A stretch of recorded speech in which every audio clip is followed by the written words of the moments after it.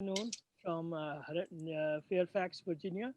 This is Suman Timsina, and we just like-minded people. We decided this election is very, very critical for this year. So we should really work on educating our audience, our folks, our population here, and discuss about some of the stuff that really matters to us. So this is a beginning of a series of 4 or 5 webinar that we're going to do in month of October. So today we're going to focus on why so important to have youth engagement in the election. And there are a couple aspects of it.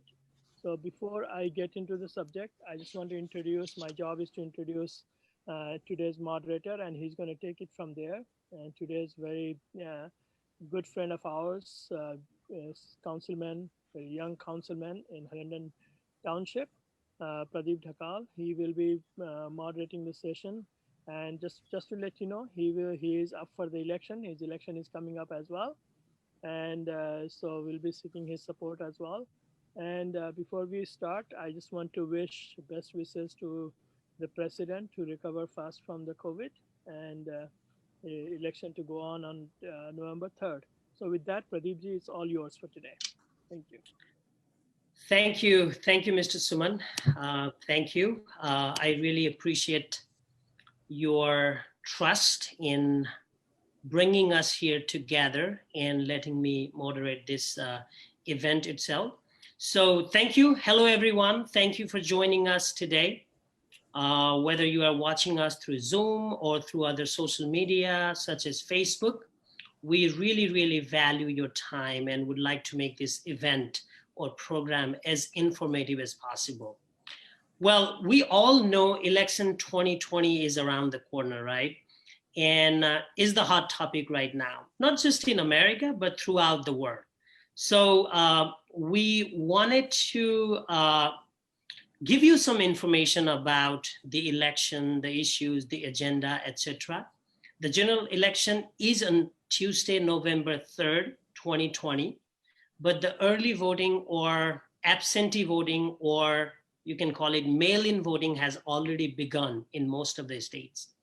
So there is a lot of information about election, but there is a lot of misinformation about election as well, right? So today's agenda is to kind of like dissect some of this information and misinformation and to provide you the best information as possible. But again, the views, the opinions presented here are solely the opinions of the participants and should be taken as such. Having said that, my name is Pradip Dhakal. I'm currently serving as the town council member for the town of Herndon, Virginia. First, I would like to thank Mr. Suman, my good friend, who is working very hard and diligently to make this event successful in organizing this event. Even at this moment, he's actually helping us, at the back end.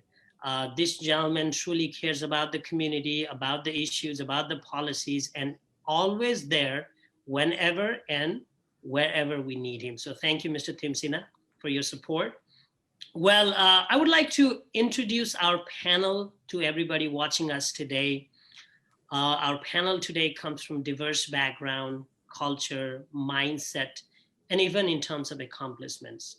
As we all know, this land is full of diversity, and we really wanted to celebrate the same here. I would love to introduce our panel. As you can see, first we have Honorable H.B. Bhandari, Harry Bhandari, who serves Maryland General Assembly representing the House of Delegate District 8, which essentially is Baltimore metro area. Welcome, Mr. Bhandari, Delegate Bhandari. Thank you for having me. Thank you. Sure. And also Delegate Bhandari is here with us, I think, till 4:30 p.m. Eastern time because of his commitment. So we will first be asking the questions, whatever questions we have to him. But before that, let me introduce the rest of the panel as well. Second, we have Meron, Yohannes. Meron's family comes from Eritrea, Africa. Meron works as a policy analyst for Bipartisan Policy Center at Washington, D.C. for Economic Policy Project. Besides, Meron also serves as the Planning Commissioner for the town of Herndon. She is very actively engaged in social causes. She is a social advocate and cares about the policies and issues at local as well as at national level. And pleasure to have you here, Meron. Thank you, Councilman. I'm excited. Thank you all. Sure. Absolutely, absolutely. And we also have Council Member Bhuwan Pacquiao from the city of Reynoldsburg, Ohio.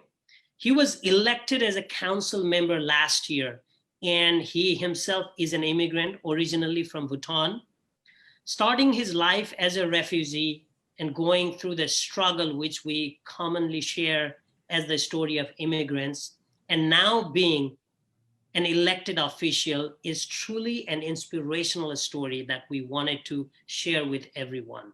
It's an honor to have you here, Councilman Pacquiao. Thank you. Thank you. And last but not the least, we have Surabhi Khanal. Surabhi is a student at Emory University, Georgia. Surabhi is Miss Nepal USA 2019 and is also participating in Miss Nepal Universe. She lives in Herndon, Virginia, deeply cares about the social issues and advocates for them. And thank you for joining us, Surabhi. Glad to be here. Thank you for having me. Absolutely, absolutely. So let's go straight to some questions. We will mainly cover the issues of youth engagement in this election and some common information, some misinformation regarding election. We will talk about some of the policies as well, if the time allows. We will ask you, all of you, a couple of questions, and then, after that, we will take some questions. We'll go to Q&A round and take some questions from the audience as well. Since Delegate Bhandari is here till 4:30 p.m., I wanted to start with you, Delegate Bhandari, if it's okay with you. Absolutely. Go ahead.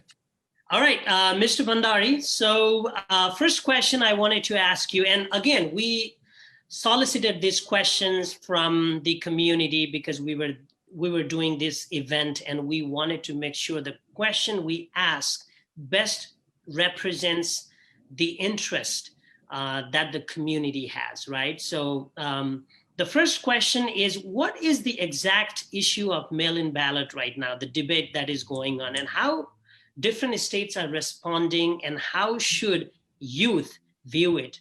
Do you really think there will be some kind of, election fraud as projected by the White House? Yeah, thank you, Pradip, and thank you everybody who is here as a panelist and who are watching us. Let me start with this. Being able to cast a ballot, that count is about far more than any one candidate or institution, per se, White House. It is about each eligible American having a voice in determining the future of our democracy. It is about honoring the legacy of Voting Rights Act of 1965 and making sure that it restores its former full strength so that it can continue to help nurture the democracy and give back to the community.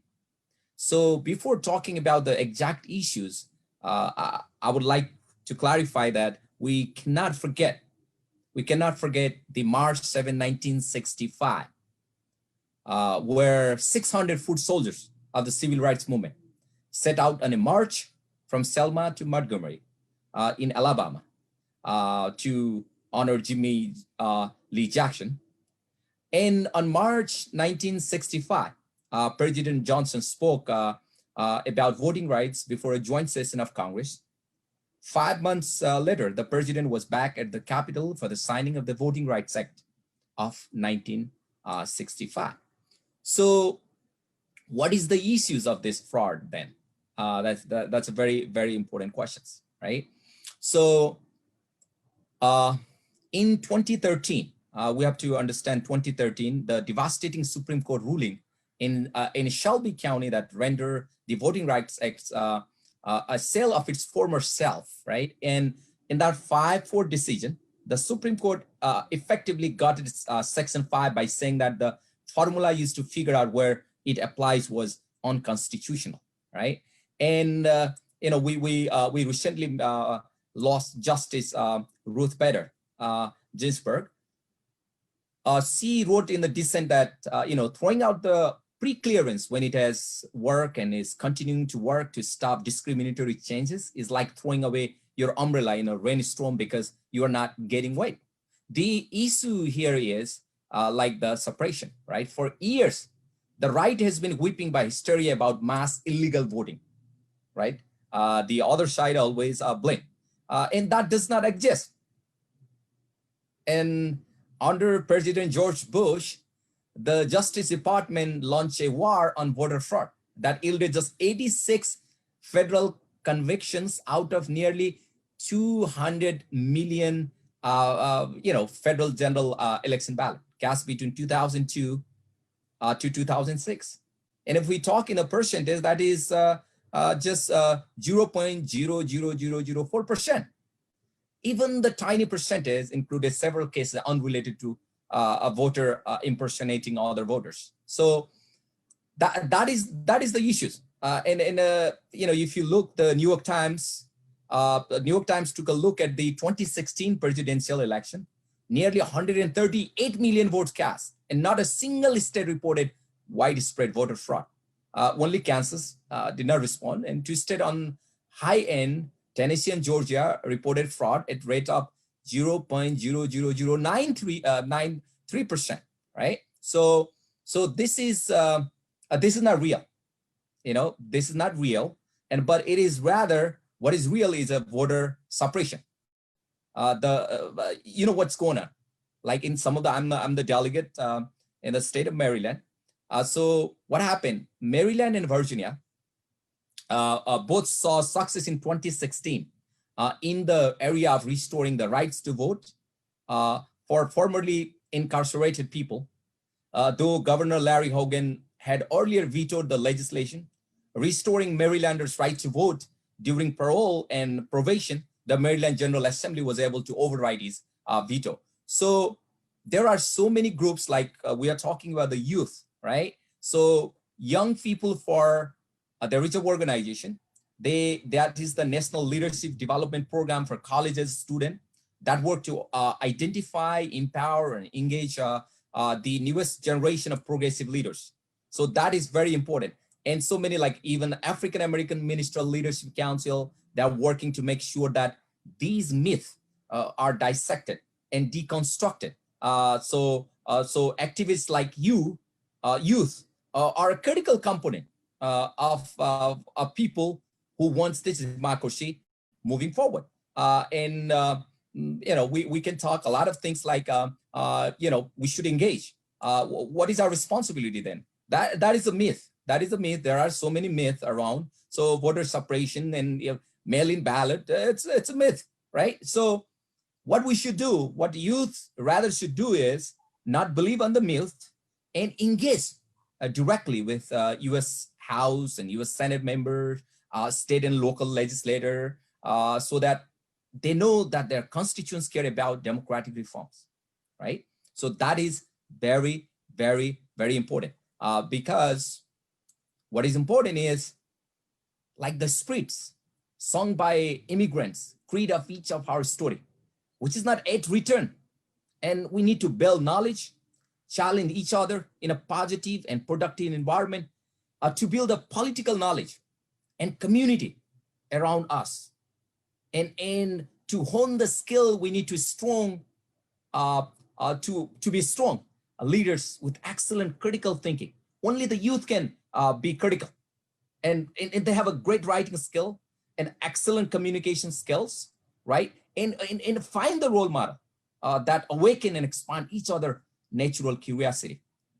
Let's engage deeply with rich meaningful discussion, which brought our creed, belief, and a stronger intellectual and cultural foundation. That brief introduction only during election season is not enough, Pradipji, right? Everybody, they are very much taken by this thing, and after certain times, if we don't educate ourselves, and the question is how to enrich all of us and set all of us up for success. That's very important. Absolutely. Thank you, Delegate Bhandari. And since you're leaving soon, I wanted to ask you another question as well, but I wanted to give us a brief answer, maybe within a minute or so, since we have 1 hour program only. So we talked about I just asked you the question about the mail-in ballot and the information and misinformation floating around. My second question to you is, especially the early voting and absentee voting, what do you see as advantages of using them, and what are the disadvantages of early or absentee voting that you see? If you can educate our viewers. But yeah, there is no disadvantage. There is no absolutely not disadvantage. So everybody cannot vote on Tuesday or a particular day. Whatever works best for you, either absentee ballot, or if you want to vote on the same day, do that. If you want to send your ballot in mail, do that as well. But in some of the state, it is very hard. Like in my state, like in primary elections, like everybody received their mail-in ballot, but now you have to apply for one. So there are so many restrictions, and we need to work hard. But Pradipji, it's 100% safe. It's 100% safe. So believe on that and just voting, whatever it works. And I don't think there is no data, there is no research that it does not count. It counts in so many states. In a red state, they have been implementing this, and there is no problem. So do not believe it.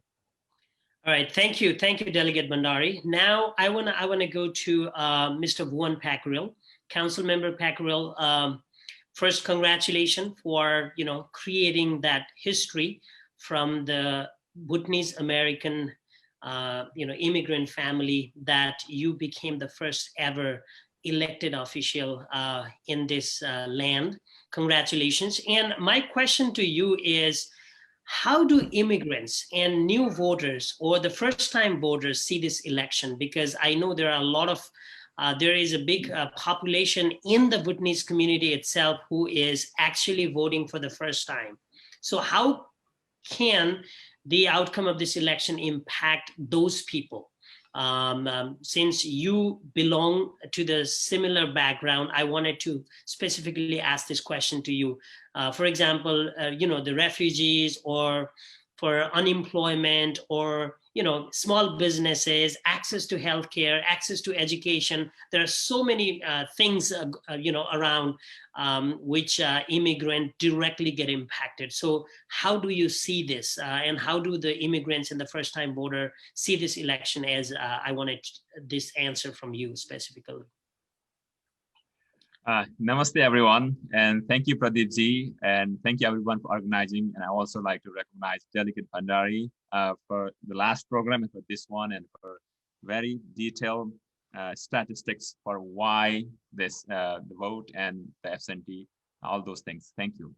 And about myself, and particularly talking about refugee and immigrants, a little bit about myself. So Pradip ji have rightly mentioned about my background. So the importance of voting comes from my own personal background, which I tell these things quite a lot whenever I am in the public or private platform, because the voting and the right of citizenship and the importance comes, a realization comes when you lose those things. When I was very young, I was forced out of my country and forced into a refugee camp because of not having my political rights. And we were in the refugee camp for 18 years. And at that time, we did not have no political rights at all. So that means most of the refugees, they know the importance of having the political rights. So today, we are in the land of free, and in this country, we have the right that is called vote. That means that all of us have a political rights, that we can make a change that we want. So as a refugee or as a former refugee or immigrants, when we came to this country, we came with pretty much nothing. We just came with an empty hand. And within last 5-10 years, we kind of have everything else, what is called an American dream. But above all, the most important thing that we have, this country has given to us, is the citizenship. That means the political identity. For so long, we did not have those rights. We did not have political identity. We didn't have a land to belong. And now we have those things. So when we come to the question of refugee and immigrants, this is to vote is much more important than many other things. Let me not tell any other things, but many other things. For example, let me give you an example that happened in my own election. There are many things, but I just want to give you one particular example which has really touched me. In my that's November 5th last year. So there was an individual who was going to a funeral. He is like 74 years old gentleman. He was on the way to funeral, and he learned that that was the last day, because Ohio has a 1-month election, and he did not know that November 5th last year was November 5th was the last day of election. And he came to know that that is the last day of election. Somebody told him on his way to the funeral.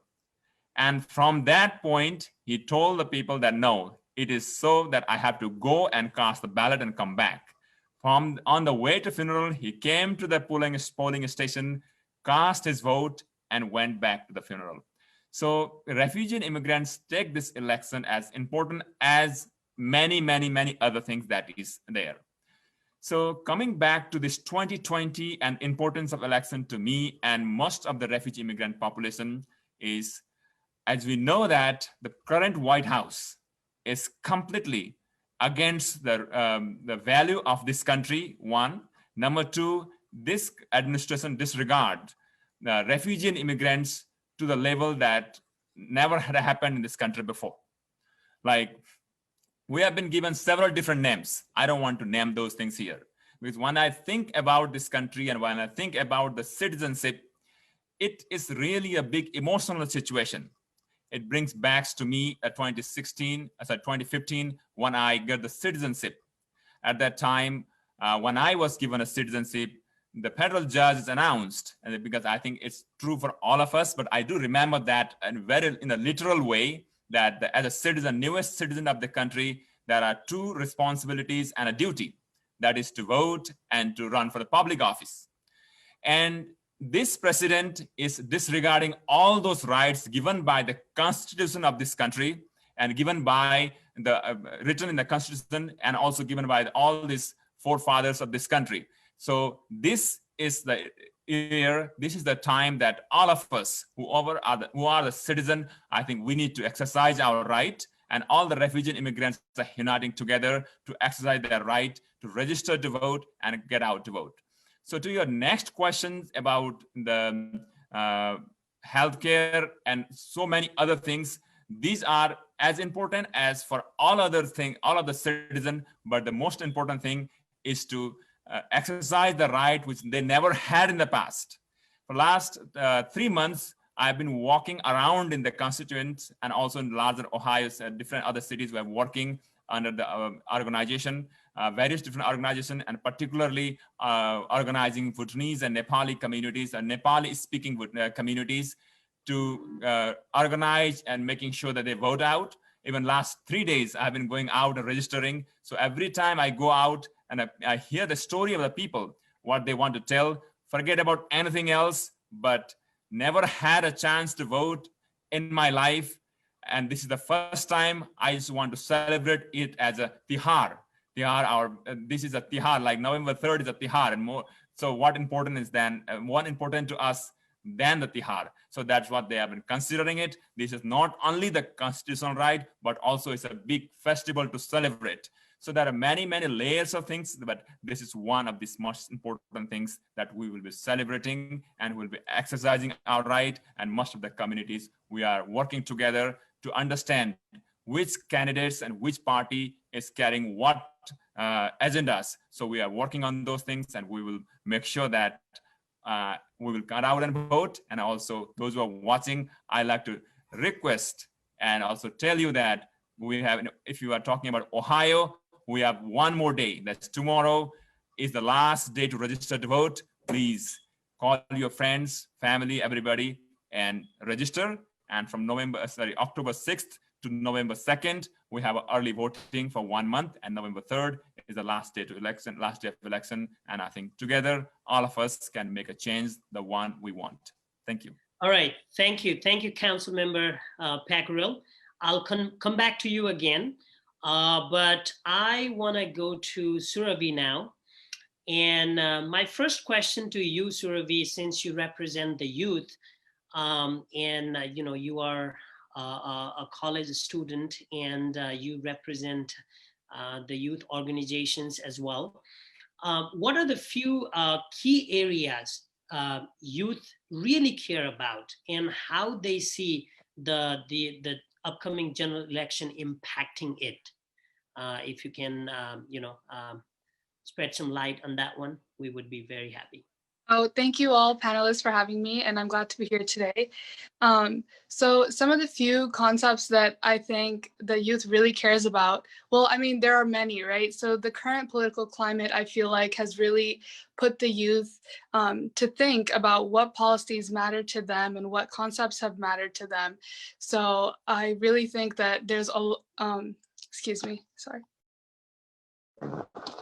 I really think that it's important for the youth to go out and vote, and no matter what activist or activism that you're trying to portray, it's November 3rd to bring it to home and vote on those policies. So I know that a lot of people in the youth have been taking their opinions and different projects and stuff to social media and to Facebook and Instagram and wherever it might be, but I think it's the voting that really brings it home. So I encourage all of the youth to go and vote on what they believe in. All right, thank you, Surabhi. Thank you, short and sweet answer. I'll come back to you, but now I want to go to our another panelist, Meron. I wanted to ask you a question about the idea that young people are less likely to vote because they are less likely to follow the politics. Does this seem reasonable to you when people talk about this? How much attention do you think youth is putting into this election? And when you talk to your friends, how much you guys talk about politics? How much political news the youngsters follow, and how much youth is aware of the policies and issues going around? Yeah, well, thank you, Councilman. Like, I want to echo, I'm really happy to be here, and it's been great hearing from everyone. I'm not sure if I'm youth anymore. Some of our data points says that's 18 to 24. Others say that's 18 to 29. So I'm going to say us. And folks can correct me if I'm wrong, but when you ask the question about, are young people less likely to vote because they're less likely to follow politics? I mean, the data doesn't lie. Historically, youth voters turn out the least compared to all the age groups. However, I think it's more complicated than saying they're just not following politics. I personally think it's incorrect. The fact that few young people vote it's nothing new. Historically, young folks have always voted the least compared to all the other age groups. And historically here, about 55% of Americans have voted in presidential elections. So I think young people follow politics. We're talking about it. Maybe we're not digesting it as maybe the older generations are, like through cable news. We're getting our information from social media, whether that be millennials or Gen Z. But I think we're all really aware of the impacts of the 2016 presidential election. So much so that we're seeing record-breaking, several records being broken for young folks going to vote in different elections. For example, I think it was the 2018 midterm elections, we saw youth voter turnout shoot up, I think about 36%. So it was like 20% to 36% since 2014. And that's a primary, that's not, that's a midterm, you know? So I'm pretty excited to see where we're at with this election. And I think there are real barriers for youth votes. I know the delegate from Maryland mentioned, you know, youth voter suppression. And I think voter suppression also hits youth, right? It's all of us. It's not just a certain group or a certain demographic. And I think when it comes to those barriers, I think the main ones are voter registration or the process to request absentees. It's so complex, it's so complicated. And I know for someone who turned 18, a recent graduate, I don't expect them to really know the ins and outs of how to get their registration to vote, or how to, or a college student who's maybe at VCU, but they're in Herndon, the process of, do I vote in Herndon? Do I vote? How do I go about that process? It's complicated. And I think we also have to remember youth voters, they're younger, and younger people are more likely to move around compared to people over 30. So they're constantly at different environments.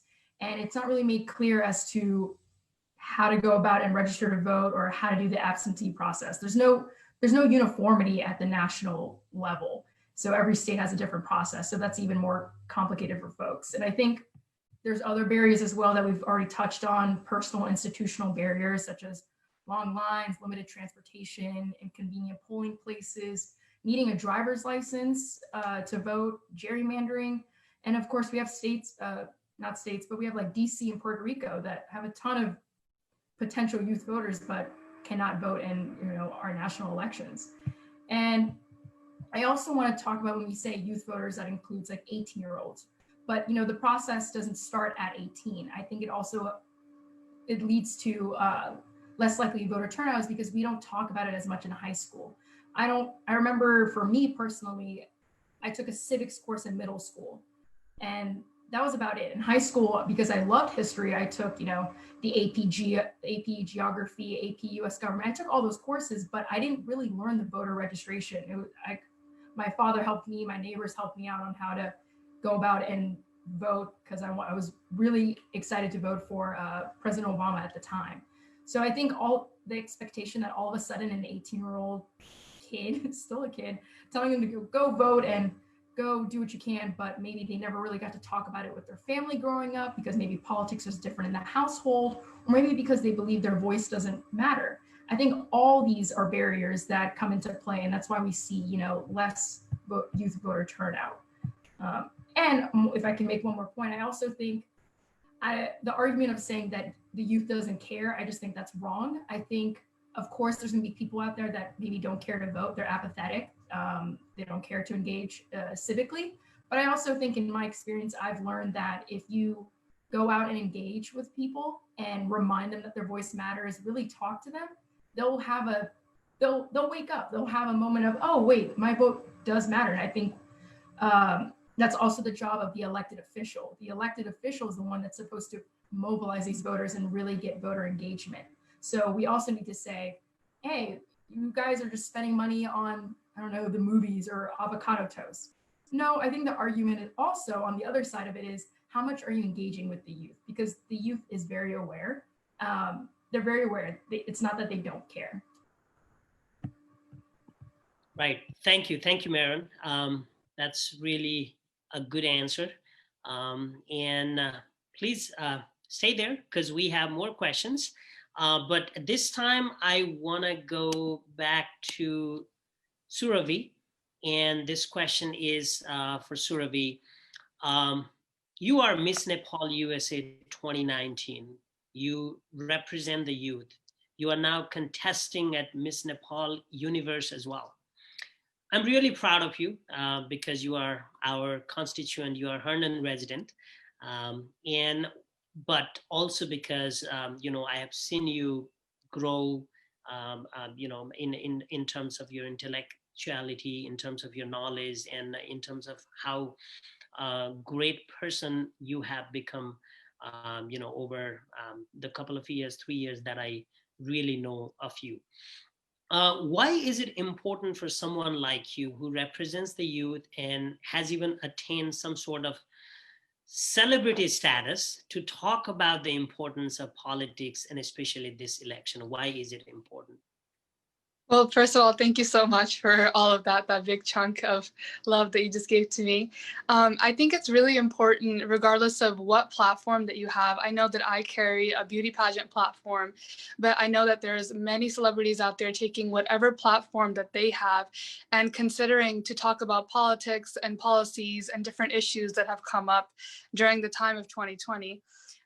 And specifically for me, I find it really important because with this platform that I've shared with 2019, I've gained a following of a lot of youth. And the main topic of what we're here to discuss is youth voter engagement, right? So I think it was crucial for me to kind of step forward and invite the youth to make sure that they have their voice heard on November 3rd, because it's that following that where I can influence the youth and make sure that they do their part for this upcoming election. Great, thank you. Appreciate your feedback. Now, I wanted to go back to Councilmember Pacquiao. Councilmember Pacquiao, I wanted to ask you a question.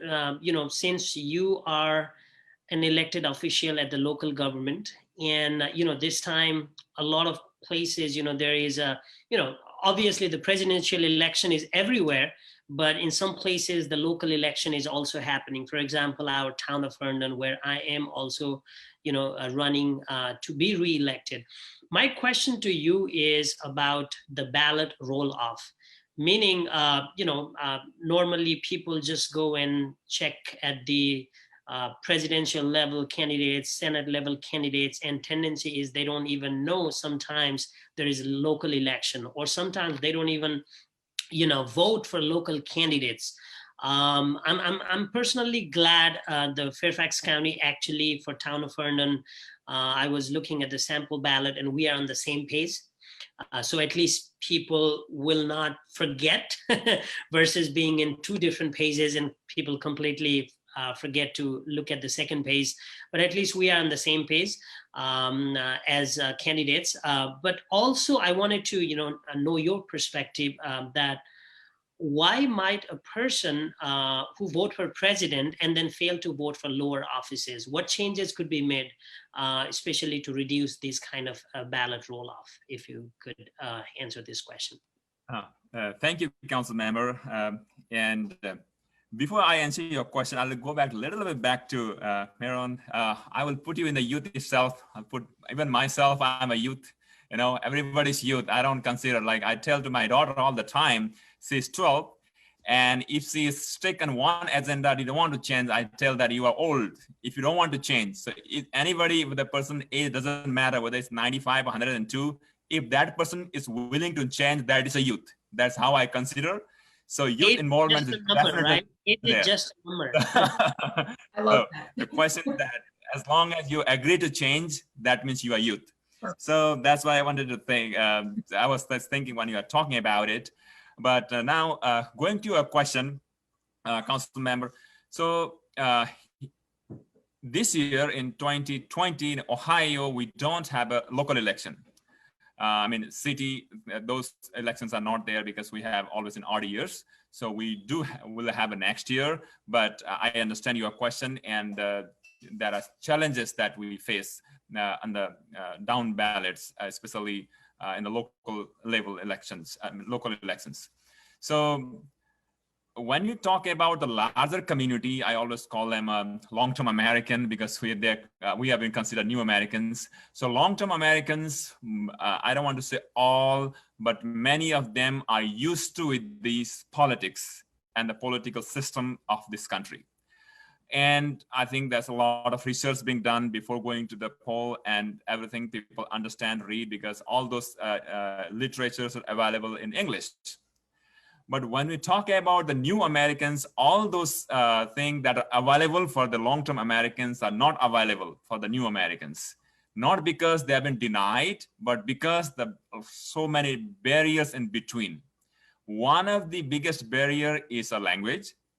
And number two barrier already Meron brought up, that is the barriers for especially for the younger voters in terms of age, transportation, and again, there are also, in addition to transportation and language, there's a third barrier, that is accessibility. That is, there are people who have a lot of accessibilities in terms of internet and all those things, but there are also the big number of folks who do not have. So this, to address those ballot things, for the new American communities, we are doing in Ohio, but I don't know how it's particularly done in your state, because I think each state has a lot of commonality, but also there's a difference. But here in Ohio, what I'm doing and what we will be doing next 1 month is I will be for each county, for a county level election, we will be coming doing a session for like 1 hour for each county, who is voting, who are on the ballot, and who has what kind of issues. I'm being myself a Democrat, so I tell people to vote down ballots on all D's, but the biggest problem there is for judges. And Ohio, we have like 2 Supreme Court justices running this time. So it's very, very important for us to elect the right person on the judicial benches, because that's more important than sometimes I call even the presidential election, because very crucial for voter suppressions and the kind of gerrymandering that's been happening for so long, especially in Ohio. So each county, we are going to do a session for to tell people that this many judges are running, and these are the issues they are supporting, and these are the issues they are opposing. So that way people get used to the name recognition, number one. Number two is, again, I'll go back because I'm a Democrat. I'll be telling people down the ballot, see D and vote, because I'm simple and plain. But that doesn't work for all the people, because there are people who will be voting on issues, which is, again, definitely a right thing to do, because we are in the free nation. And I think our individual voice is so important than following anybody else. But I think a responsibility for us is to educate people what are the issues that particular candidate carries. So I think we should continue to do that one. Thank you, Council Member. Thank you. Now, this will be the last question from, from our end. But right after this, we will actually, I'm asking one more question to Meron. And after that, we will go to Q&A. And we will definitely take some questions that we have from Facebook. And Mr. Timsina is helping me to get those questions. And we will go. But Meron, this is the question I wanted to ask you, even though you already touched base a little bit about this earlier, but I wanted to ask you to get more detail. Obviously, I don't want you to spend more than a minute or two into this, but do you think that the government and the political parties pay less attention to the youth because they have lower voter participation, they do not turn out and vote? What do you think? The government is actually paying less attention, I would say, to us, since we consider ourselves youth? In my opinion, I do. I think one thing that I keep getting stuck on is that I think older generations blaming younger people for not coming out to vote is wrong. I think that's blatant ageism. I don't understand why attack us when historically youth voter turnout has always been low. And I think instead blaming it on the next younger generation, like I tell my younger sister, I'm never going to blame you guys. In fact, I would rather just all of us take a step back and put in the effort to revisit the federal and state voting laws and policies that are put in place. Because I think it would make sense if it was just millennials that didn't have a high turnout and every other generation before did, but that's not the case. It's historically all the youth voters, it's always been low. And I think it says something too, out of the 100 million people that didn't vote in the 2016 presidential election, most of them were blamed on young people, but that's not the case. It wasn't 100 million young people. And a lot of people didn't vote in that election is because they weren't happy with who the candidates were. So that puts something else in place as well, right? Are we energizing all voters by the people who are running, Are they energizing us? Are they the people that are listening to us and represent our ideas? Clearly not, because that's why youth voter turnout has always been low. And I think, me personally, that the problem is that that fewer of them are, the problem is still registration. The voter registration process is complicated. It's complex, like I said before. And also at the same time, we need those people who are running for office to really energize us at the same time. And, there's a lot of money in politics, right? So I think this is going to be one of the most expensive elections that we've ever had, on the upper billions. And they have data. They know who to focus on. They know where to go to really emphasize voter turnout. If you're forgetting different groups or immigrant groups, refugee groups, young people, if you're forgetting about them because you're assuming that they're not going to come out and vote, then that's what you're going to get. You get what you put in. So, I mean, I'm personally excited for this election. I'm excited for all the laws that Virginia has passed. I'm excited that all the states have extended registration processes, and I am seeing a ton of people step out and communicate more and help others vote and how to vote. So I'm hoping, the last 4 years is going to motivate people not to just come out for this election, but every election moving forward at the state and local level too. All right, thank you. Thank you, Meron. So now at this time, we are moving to Q&A, and I will take some questions from our audience. And, I will throw this question as appropriate to you. Or, if there is a question that you feel you wanted to give your input, you can certainly do so as well. So the first question here is from Prithvi Khanal, who is a very engaged community member from the town of Herndon. Thank you, Mr. Khanal, for sending your question. So Prithvi says, I think this question is more, since Delegate Bhandari already left with his commitment to another program, he was here for the first half of the program.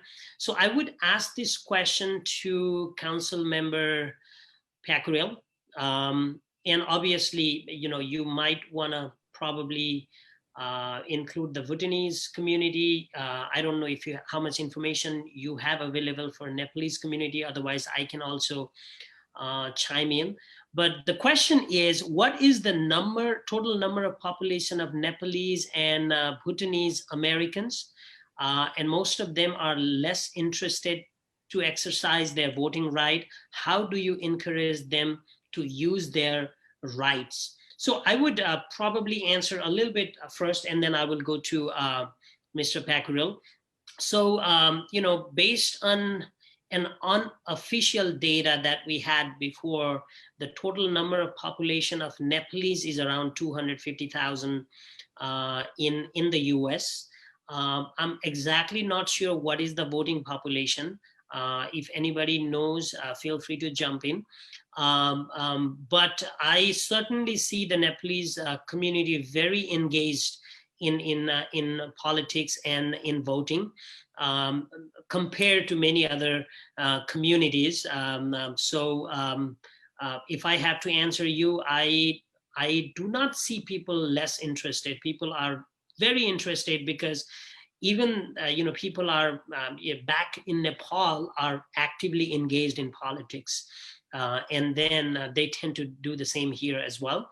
But coming to the Bhutanese Americans numbers, Council Member Pacquiao, if you can answer this question. Thank you, Councilman Pradip. So, yeah, two things. First of all, before I start, because there are two different communities, Nepali communities from Nepal and Bhutanese community, Nepali speaking Bhutanese community from Bhutan. I want to inform that in Ohio, we are working together. And we're working together very closely for the first time. And I want to recognize Dr. Damodar Paudel, and Dr. Sanju Mahato for doing all the work behind the scene to make sure that these two communities come together and start working together in the future course of action. So as far as the number is concerned and the engagement is concerned, I have a very clear answer for this thing. Dr. Lapita Nath, a researcher, she just interviewed me a few months ago, and she was telling me, you can quote me on it. Bhutanese American population is one of the most engaged population in the recent history of immigrants in this country. That's what she, in her research, she was okay to quote me. So there's research already being done. And also you can look at my election, because I am here in the Reynoldsburg, very small suburban city in Ohio. There was almost, I don't have again official number, but whatever the number of voters from Bhutanese community here in Reynoldsburg, almost 70 to 80% of the population turn out to vote in my election time. So that is a very good engagement in it. But as far as the number is concerned, 100,000 Bhutanese former refugee from Bhutan, they came to the United States until 2016. So after 16, that's a few numbers are coming. So out of 100,000, majority is present in Pennsylvania and Ohio. So we do not have any actual number because everybody's lumped into Asian American. So we do not, because even in the census, we could not figure out the number because some people they choose Nepali, some people they choose Bhutanese, some people they choose Asian. So very, very hard. But our anecdotal number in Ohio is 65,000. 65,000 Nepali speaking citizens are there. South Asian, particularly Bhutanese and Nepali we're talking about. So I will be voting this year. That is the number that we came up, including there are people from Pakistan, Burma, Nepal, Bhutan, and India, and all those things. That is what we are working together. So that's the number. All right. Thank you, Councilman Pacquiao. I'm looking at the questions here. So another question is from Ritu Khair Timsina, and she writes, there are numerous issues on the ballot, and many times it is not easy to understand what is being voted and voted on and what impact these state ballot measures have on us as individuals. What are the best ways to determine information and state measures? So basically, for example, I wanted to talk about the ballot, in Herndon, Virginia, or Fairfax County itself as well. There is a lot of information on the ballot. How would people know what they have to vote for? So does anybody want to answer this question? Maybe I could say something. see. Yes, Meron, go ahead. Well, I think one thing it's a good question. It is really hard to figure things out. I know for a fact in my household, everyone comes to me for basically breaking things down. I think one thing that's been helpful that I've learned from social media is that there are websites that you can go and enter your zip code and your address, and it'll pop up a sample ballot. And what I had to do is because here in Fairfax County, here in Herndon, Virginia, I'm going to vote in the Herndon elections, and then also in my county, and then also in my state. So that's essentially, and then also, of course, for the president. So that's like 4 different things. That's a lot. So I went on a website called, and I can look it up here, ballotpedia.org, or you can go on ballotready.org. And I just put in my, or you can go on your local election website, like state Virginia. And I looked up the sample ballot and I saw those questions there. I just printed it out and I did my research. I reached out to one of my council members. I've reached out to other folks that I felt like were knowledgeable on those things. And then once I decided how I would stand on those issues, I literally wrote it down on the paper, the sample ballot that I printed it out, and I have it in my pocket. And when I go vote this coming week, I already know what's there because I did my research before and I won't forget, and there will be no surprises when I get to the ballot. So that's something I highly recommend for folks to do. Right. And for the Nepalese, speaking audience, we are actually doing another webinar on this Thursday, which will be live on Facebook as well. And that's where we're gonna educate the voters about the different issues. You may know the candidates, but there are also questions about constitutional amendments, and constitutional amendment. There are some bonds related, Fairfax County bonds related questions as well. And it is equally important to know before you vote yes and no, what are those issues and why those issues are there. So we are doing another webinar, October 8, 2020. This is for Virginia panel. So I will be on that panel. And then also Mr. Hari Sharma, who is very, very socially engaged person from Loudoun County, and Mr. Jivan Tiwari, he was one of the candidates for, I believe, for the House of Delegate in primary. Few years back, he was very actively engaged in politics. And also Ms. Prabha Deuza, who I think she serves in multicultural committee of Fairfax County. So those folks will be discussing about the constitutional amendments that we have, 2 constitutional amendments we have for Virginia ballot. And also, if you live in Fairfax County, then there are 4 questions related to bonds. So we will be discussing about that. And also, in the nearby cities and towns. So that's one thing. Yes, Can I add one thing? So in addition to that, and also the very good information about the ballot, we can get a League of Women Voter, because it is a national organization and everywhere there's a local groups are there. So when you put in your address, all the candidates that are running for office and what they want to tell, everything, all the details will come, and you can do a very good research, because candidates were given a question a month or 2 in advance, so candidates will have enough time to answer as many questions as, like 4 or 5 basic questions on what are the issues they are for or against, and what they want to do and what they don't want to do. And very well researched things have been taken out by the League of Women Voter. So when you see those things, many questions will be answered from there. So that is also other resource that we can utilize. Right. Thank you, Councilman. There is one more question, and this question is from Dhruva Singh Silwal. And he says, I wanted to follow up because the election is right around the corner. Will you support Joe Biden, Mark Warner, and your Virginia Democratic congressional candidate? I do not know who this question is intended to, but if this question is intended to me, then my answer would be yes, I will absolutely support the candidates that you mentioned here. There is one more question, and I believe this question is directed to Surabhi, so please get ready.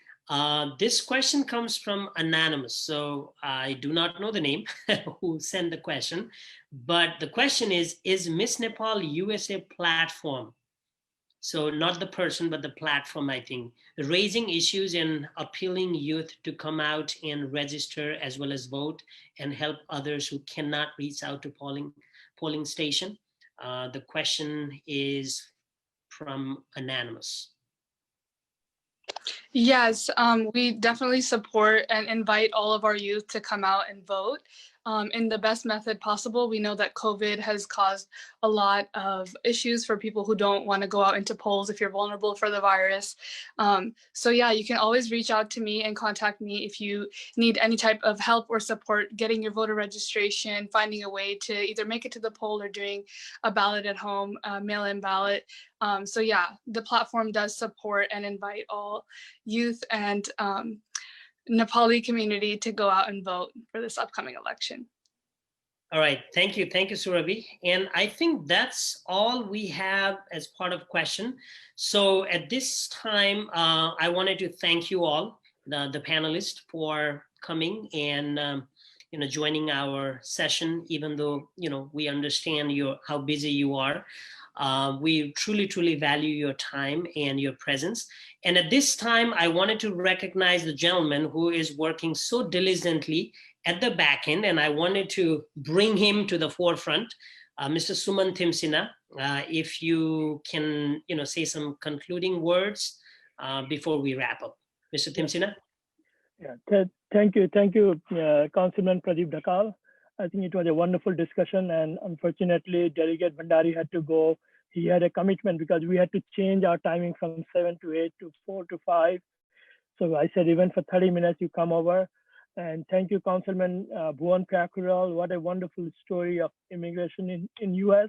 It is very appropriate when President just issued a statement a few days ago to reduce the number of immigrants, and he can validate like how immigrant can be engaged and contribute. And so is Meron's story, so is Surabhi's story, and all of us our stories start from immigration.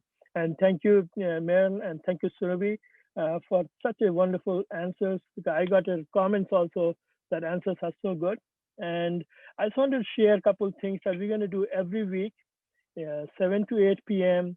on Sundays. And I just want to bring up the screen here. So before that, this Thursday, we're going to do 7 to 8 p.m. Pradip just covered a local issue on VA panel. And we have Councilman Pradip Dhakal and Harish Sharma. He's a Democratic Party official in Loudoun County. Prabha Deoja is in South Asian Committee of Fairfax County Multicultural Committee, and Jeevan Tiwari is in Governor's Multicultural Committee. He represents Asian American Association group there in Richmond. So we're going to talk about that. And the next, and after that, next one is going to be next Sunday at 7 p.m.